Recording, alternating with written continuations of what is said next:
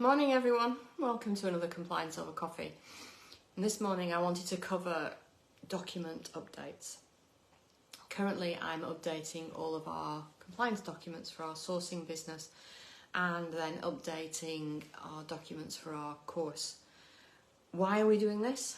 Because you regularly have to review your documents because interpretations change, law changes, and other things come up that you need to be aware of and you need to be able to cover in your compliance documentation. Such as what, I hear you say?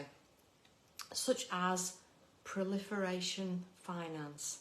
I know, you've never heard of it. Haven't got a clue what it means.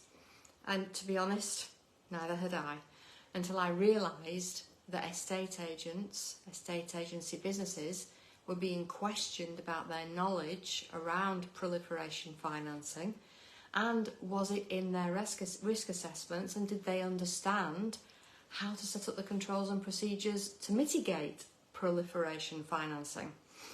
That's just one aspect. The other aspect is that the way that you operate your business as you grow and develop regularly changes. The way that you deal with your clients changes.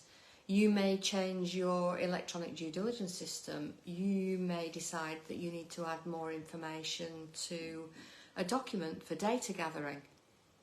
Are you updating your master copies? And always have a master copy kept somewhere. Are you updating them? Are you keeping them up to date? When was the last time that you sat down and really read through all of the documentation that you use in your business, including your terms of business agreement? Is it still meeting current standards? For argument's sake, does it have a clause in with regard to referral fees? Because if it doesn't, it must have under consumer protection regulations, even if you don't take referral fees. So staying up to date with what keeps all of your documentation in line with current minimum standards is absolutely key for your business. Because at the end of the day, forget about the fines, forget about anything else.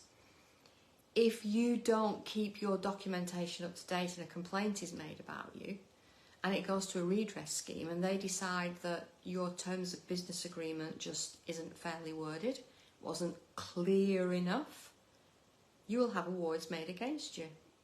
So sit down with a cup of coffee or tea or whatever other drink you want, and have a think about all the documents that you use in your business and when was the last time that you had a really good read through them, and think about exactly what they say, what they're doing. Are they still fit for purpose?